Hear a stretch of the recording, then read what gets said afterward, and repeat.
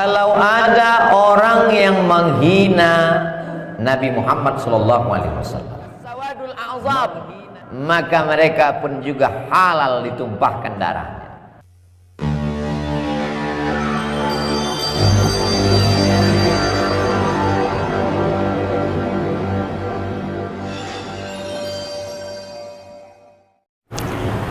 Kalau ada orang yang menghina Nabi Muhammad SAW, menghina Al-Quran, menghina Allah, menghina ajaran Islam,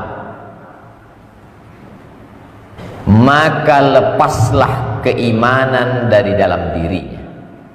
Apa solusi untuk mengatasinya? Maka ulil amri memanggil orang yang menghina Allah, menghina Rasulullah SAW, menghina Al-Quran, menghina ajaran Islam. Dia diberi waktu 3 hari untuk bertaubat.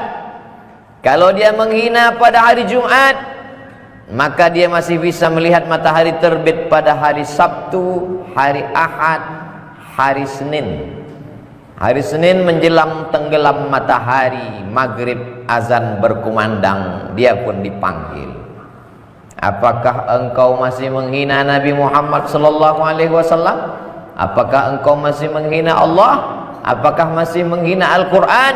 Apakah masih menghina ajaran Islam?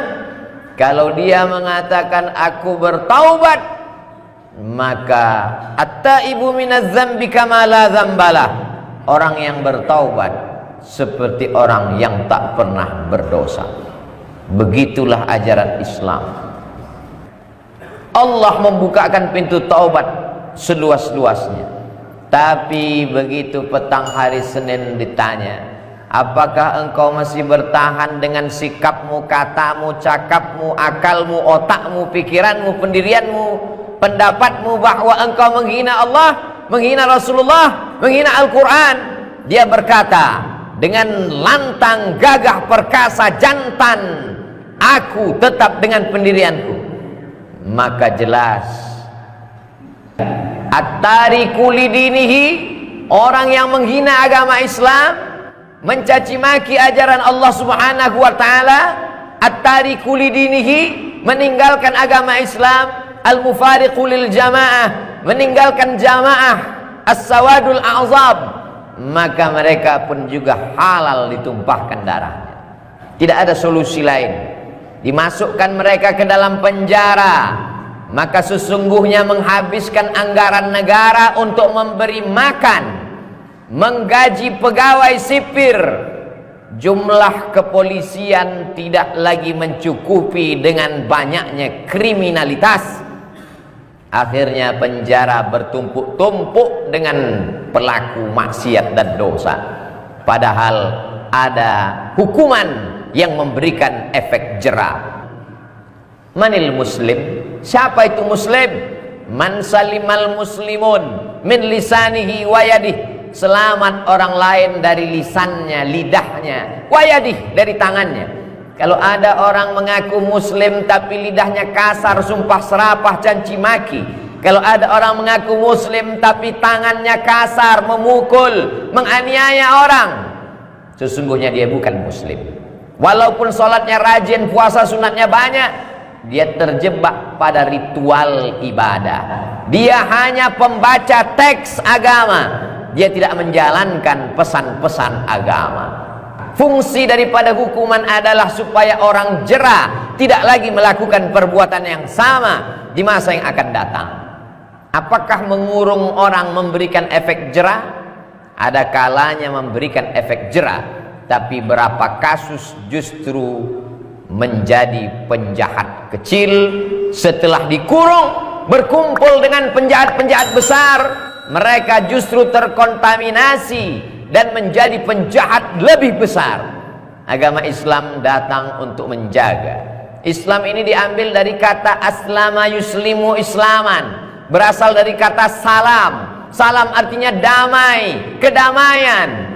Orang yang baik menebarkan kebaikan, itulah Islam.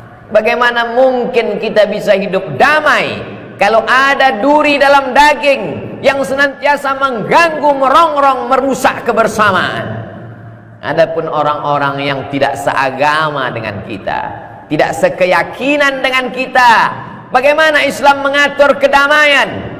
La yanhakumullahu 'anil ladzina lam yuqatilukum fid din wa lam yukhrijukum min diyarikum. Kalau mereka tidak mengusir kamu dari agama kamu, tidak mengusir kamu dari kampung halaman kamu, tidak memerangi kamu, antabarruhum, berbuat baiklah kamu kepada mereka, wa tuqsitu ilaihim, bersikap adillah kepada mereka. Ketika para dai ulama yang dikirim untuk berdakwah sebanyak 70 orang, di tengah perjalanan mereka dibunuh, dibantai, dipancung, ditumpahkan darah mereka, Nabi mengangkat tangannya sebulan penuh. Itulah yang dikenal dengan peristiwa Qunut Nazilah. Nabi angkat tangannya, Allahumma al'an Bani Ri'l, Allahumma al'an Zakwan, Allahumma al'an Usayyah. Ya Allah, laknatlah Bani Ri'l, laknatlah Usayyah. Kenapa Nabi menjadi keras? Mengapa kata-katanya tegas? Karena saat itu yang terbunuh adalah orang yang membawa pesan agama Allah Subhanahu wa ta'ala. Begitulah Islam mengajarkan kedamaian, menjaga persatuan. Di kota Al-Madinah Al-Munawwarah ada Yahudi Bani Nadir, ada Yahudi Bani Quraizah, ada Yahudi Bani Qainuqa, ada Yahudi Khaybar. Islam hidup dengan kedamaian sampai akhirnya mereka melanggar perjanjian. Mereka mengejek, mengolok-olok Nabi. Kalau di kota Makkah Nabi diejek tidak melawan karena dia lemah, tapi di kota Al-Madinah Al-Munawwarah dia yang paling berkuasa, dia pemimpin, baik yang muslim maupun yang tidak. Apa kata mereka kalau berjumpa dengan Nabi Muhammad SAW? Assalamu alaika. Orang Islam berjumpa mengucapkan assalamu alaika, keselamatan untukmu.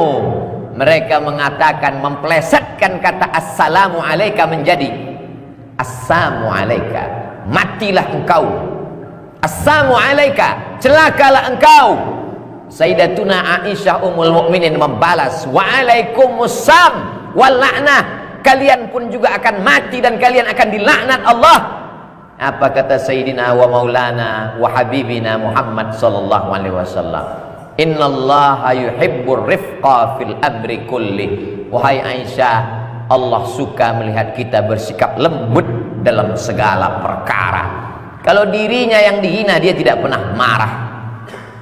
Nabi Muhammad sallallahu alaihi wasallam datang ke atas permukaan bumi, lam ub'ats la'anan, aku diutus bukan untuk menjadi tukang laknat, bukan berkata kasar, sumpah serapah, caci maki. Ketika pelipisnya berdarah, ketika giginya patah pada perang Uhud tahun ketiga hijrah, datang sahabat, ya Rasulullah, setiap nabi itu punya doa mustajab. Kalau kau panjatkan doa ini akan rata mereka dengan tanah, mati mereka semuanya, akan turun laknat. Berdoalah ya Rasulullah. Nabi-nabi sebelum engkau berdoa datang angin puting beliung. Nabi-nabi sebelum engkau berdoa terbelah laut merah. Nabi-nabi sebelum engkau berdoa datang banjir bandang. Nabi-nabi sebelum engkau berdoa datang bumi terbelah menelan musuh-musuh Allah. Apakah Nabi memanjatkan doa itu? Kata Nabi, aku simpan doa mustajab itu syafaatan li ummati yaumal qiyamah, menjadi syafaat untuk umatku pada hari kiamat. Dia simpan doa itu. Dia tidak ingin mereka mati dalam kekafiran. Dia doakan mereka, Allahumma hdi qaumi fa innahum la ya'lamun. Berikan mereka hidayah ya Allah. Mereka berbuat salah karena tak tahu.